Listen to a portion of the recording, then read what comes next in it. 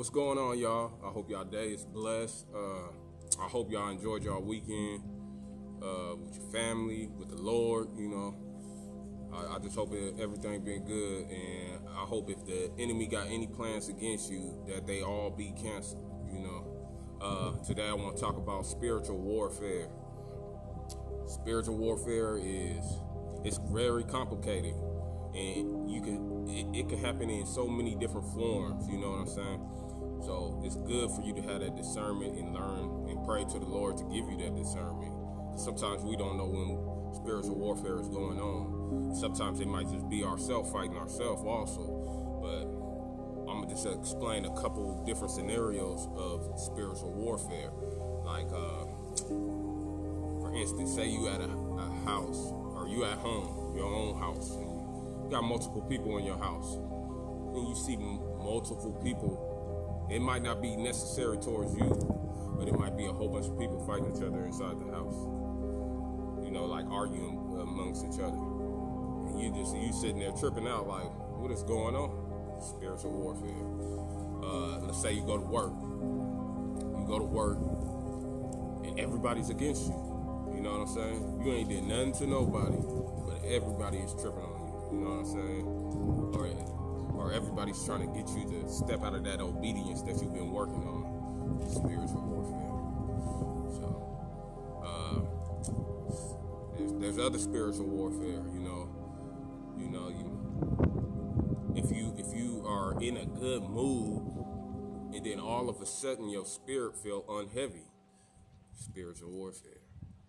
So it's good to pray for discernment, because I'm telling you, spiritual warfare is complicated, especially like if you never did no research on it.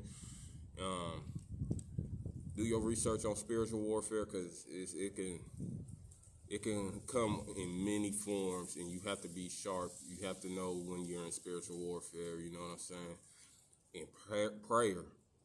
I don't underestimate the power of prayer. Prayer. You gotta let the Lord fight your battles. You know what I'm saying? Whatever you going through with spiritual warfare, whatever you going through with yourself, let the Lord fight your battles. Let the Lord take on your anxieties. There's nothing the Lord can't do, I'm telling you. But spiritual warfare is real. I know a lot of people hear it and think that just because they can't see some things, they don't believe in it and all of this stuff. When you see these people on the news doing some crazy acts and stuff, and you're like, why would somebody do that? It's spiritual warfare. It's a lot of stuff that happens in the spiritual, then it takes place in the physical. But yeah, I'm gonna give you a verse to always protect yourself when you're dealing with spiritual warfare, and a lot of people know this verse as well. But this verse is very important, and I need to start reading it again myself. What else? So let's get into the verse. We're gonna go to Ephesians 6. And this verse right here, when I read it to you, it's not just that you putting it on spiritually. You're going to put it on spiritually, but you also want to walk in it physically. You know what I'm saying? So take heed on what I mean by that. Like, study the verse and also walk in it. It says, I'm right here in Ephesians 6, verse 10, and I'm going to read all the way to verse 14. It says, finally, my brethren, be strong in the Lord and in the power of his might. Put on the whole armor of God, that ye may be able to stand against the wiles of the devil. For we wrestle not against flesh and blood, but against principalities, against powers, against the rulers of the darkness of this world, against spiritual wickedness in high places. Wherefore, take unto you the whole armor of God, that ye may be able to withstand in the evil day, and have done all to stand. Stand therefore, having your loins girt about with truth, and having on the breastplate of righteousness. I'm gonna go a little further.